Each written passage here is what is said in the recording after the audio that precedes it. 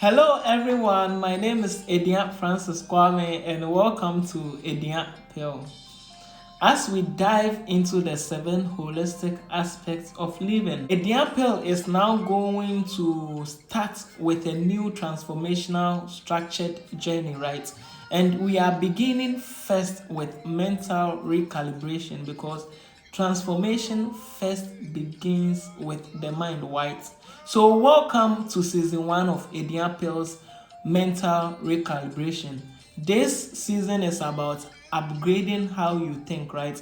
Because mastery across all 7 aspects of living begins with one thing, and that is your mindset. So today we are beginning with a line that separates people. You are either thinking as a victim or you are thinking as a builder. There is no middle ground. Let me start by asking you a question that might make you uncomfortable, right? Right now, the life you are living, right? Is it a result of what has been done to you or the result of what you are building despite it?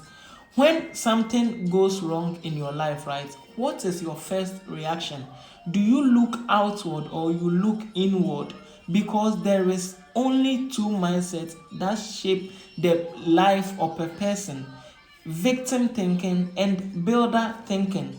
You see, victim thinking says system is unfair. I don't have opportunities. Nobody supports me if I was born somewhere else. Because I am black, because I am white, because I'm from this trait, or because I'm from this gene, or because I am from this continent, I have no connections. If I had money, these are all victims mentality which are enclosed as scarcity. The sea is big enough for everybody to fish, and the mere fact that you are winning doesn't mean somebody else should lose. Whereas the builder's thinking says, what can I build with what I have? What skill is missing? What must I improve on? What system do I not understand yet? Here is the dangerous truth that I want you to know, right? Victim thinking sometimes feels justified, while builders thinking feels uncomfortable. And comfort is the enemy of growth. Your dreams will not determine your future. No, your future will be determined by the mindset you live each and every day. So make up your mind to build a builder's mentality. Let's do this reality check, right? We live in a time where it has become very easy to explain failure. Yes, you can blame the economy, you can blame your background, you can blame your country, you can blame your family, you can blame your boss, you can blame your manager, you can blame the system. And sometimes those are real challenges, yes. But here is the uncomfortable truth I would want you to understand, right? Two people can face the same obstacle, but one becomes bitter and the other becomes better. One becomes a victim and the other becomes a builder. The difference is not opportunity, the difference is their thinking. Nobody's rising should cause your downfall because the sea is big enough for everybody to fish. The mere fact that you are rising doesn't mean other people should fall. No, God is multi-breasted and can lift everybody at once without losing. No, so have a scarcity mindset. No, you should have an abundance mindset, not entitlement. Never think the rising of you should cause someone's downfall. No. Let me encourage you to pause for a moment and then you answer this honestly, right? When something goes wrong in your life, right, what is the first thought that appears? Do you think, why does this always happen to me? Or do you ask, what must I learn from what I just encountered? Your answer reveals how your future is being built right now, right? If nothing changes in your thinking, where will you be in 5 years' time? Perhaps you can be complaining the same thing different years. The future does not respond to blame. No, the future responds to builders. The future responds to those who want to take godly action and who wants to take responsibility for their actions into the future, because the future you create is the future you inhabit. Let me help you to diagnose this victim thinking, right? Victim thinking is subtle. Yes, most people don't wake up and say, I want to be a victim. No, it shows up in your patterns, right? Victim thinking sounds like, I don't have the right connections. People like me don't succeed. The system is against me. If I had money, I would have started a business. I would have started this course. I would have started schooling. If I had support, I would have tried this thing. Now, I want you to listen to this carefully, right? Some of those obstacles may be real, but victim thinking does something dangerous to you. It gives your power away, because the moment your life depends on something you cannot control, you have already surrounded your future. Let's bring this to the real world, right? As a student, right, a victim student, you think, the job market is hard, the degree is useless, people with connections win, while builders think, what rare skills can I build now? How can I gain experience after graduation? Who can I learn from intentionally? What skills can I add to what I know that will make me valuable? You see, one waits for opportunity, the other creates positioning, because nobody is coming to save you.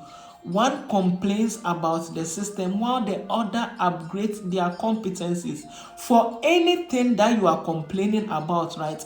Others went through that same situation and have turned their outcome better. So you have no chance to complain. No, for anything that you are saying, I'm not good at, others were not good at it, but somewhere, somehow, they found a way to better it, and it's now working to their aid. You are a career professional, right? A victim mindset might say, my boss doesn't recognize me, this company doesn't value me. But builders think, what measurable value do I bring on board? How can I make myself strategically visible, right?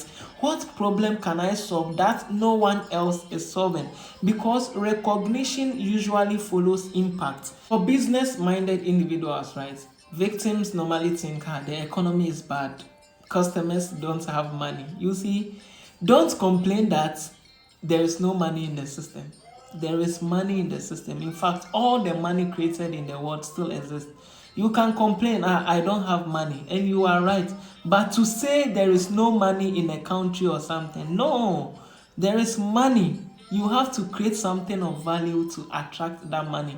And that is why builders think, what problem is still painful in this economy that I can solve? How can I deliver more value? What system can reduce my cost? Builders adjust while victims complain. Let me now bring a framework in a kingdom that I call the kingdom framework, right? Because this is not just about personal development, it's also about spiritual maturity. In the parable of the talents, right, 3 servants were given resources, 2 multiplied what they had, one buried his. And when the master returned, the servant who buried his talents said something interesting. He blamed fear, he blamed the situation, and he justified inaction by storing the money somewhere that didn't yield any profit. But the master did not reward his excuses. No, because heaven rewards stewardship, not explanation. Builders steward what they have. Victims explain why they couldn't. But for every reason why you complain, there are several people who have also turned those reasons around to make the best outcome of what you are experiencing. So you don't have any cause to explain. Let me now talk about the builders operating system, right? I will give you the simple framework because builders operate from 5 principles, right? The first is the ownership over blame. You see, builders ask one question consistently: what is within my control? Your skill is within your control. Your effort is within your control. Your discipline is within your control. Your learning is within your control. Your habits, your attitude. This is where power lives. Everything else is noise. Focus on what you can control. What you cannot control, don't worry, don't bother much about what you cannot control. The second kingdom operating software is skill over sympathy. You see, the world does not reward your struggle. No, it rewards value. Victims seek validation while builders build competence. If you want different opportunities, right, build different skills and upgrade your capabilities. It says the greatest form of lunatic or insanity is doing the same thing over a period of time and expecting a different result. Whatever you are doing is giving you the result you want. Yes. So if you want a different result, you need to adapt to a different way of doing things, or you need to learn more so that you can improve on your skills and improve on what you are doing to get a different result. I have come to realize that in life, we are all not transformed the same. So people can deceive you. Yes. People can lie to you. But you see, the greatest form of deception is called self-deception. When you lie to yourself, people can deceive you. They can tell you, oh, go girl, you are 50, but you look 30. You are young, you are this. But when you are alone, you know that lines are falling upon lines. Precepts are falling upon precepts. You can manipulate, you can pericate, you can costate, you can package it, but nobody grows young. The greatest form of deception is self-deception, and it's called delusion. So don't let anybody deceive you, right? Nobody grows young. The third kingdom operating software is systems over emotion. You see, emotion asks, how do I feel today? But builders ask, what system produces consistent results? Because success is rarely emotional. Success is structured. If money is unstable, right, you have to build a system. If productivity is weak, you build a routine. If clarity is lacking, you build a reflection time. And you see, the world is full of distraction. And personally, my early hours of waking up, it's very structured because I've come to realize that those are my real productive hours during the day. So you keep yourself out from any form of distraction during the first 3 hours of your wake up. This is where you do your devotion. This is where you read. This is where you learn. This is where you reflect. This is where you plan. This is where you meditate. Yes, because the world is full of distraction. So avoid any form of distraction. That is how you build systems, and your routines will carry you through. The fourth kingdom operating software is long-term thinking. You see, victims seek relief, but builders pursue progress, because relief solves today, but progress builds tomorrow. Build and always choose tomorrow, because you are young now. Perhaps you think you have time, but there is no time for anybody. As I told you, nobody grows young in this current age. The fifth is responsibility over excuses. And I'll repeat it again. Responsibility over excuses, right? This is the hardest among all the operating systems, because excuses will protect your ego, while responsibility builds capacity. Builders take responsibility even for things they did not cause. Why do they do this? Because responsibility gives them power to change it. Every time you blame, you surrender power. Every time you take responsibility, you gain control. So take responsibility of your life. Yes, your parents did not send you to school, but that does not warrant you from not becoming wealthy. There are so many dropouts who took the world at hand, and they have amassed, or they have been wealthy from what they had. So you have no excuses. Take responsibility for your life. I'm not saying it's easy, no, but I'm saying it is possible, so you can do it. So take responsibility and gain control over your life and your destiny, because nobody is coming to save you. Let me help you by giving you this execution protocol, right? Now, here is where Ediya Pill's dosage for the next 7 days happen, right? Every time you complain about something, right, I would want you to pause and ask yourself one question. What would a builder do here, right? Then you write down one small action. If your complaint is about money, you learn something about financial management, financial planning, and financial intelligence. If your complaint is about opportunity, you reach out to people and you create one. You build relationship, you network strategically. If your complaint is about skills, you practice a skill 1 hour a day. This, you block time a day for your skill sharpening, for honing your skills. Yes, because builders move while victims explain. Pause. Identify one area of your life where you've been thinking like a victim and choose one builder action this week. Start now. Do it now, because consistency would always beat intensity. Even if it is 15 minutes a day of practice, start now and be consistent about it. We now come to the weekly self-audit, right? Ask yourself this week, where in my life am I still thinking like a victim? What responsibility have I been avoiding?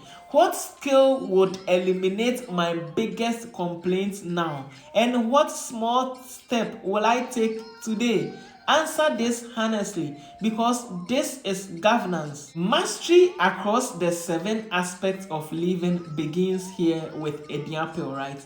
Not with money, not with influence, not even with opportunity, but with mindset. You are either a victim of circumstances or a builder of your future, and you need to choose it carefully, right? Because the future you create is the future you inhabit.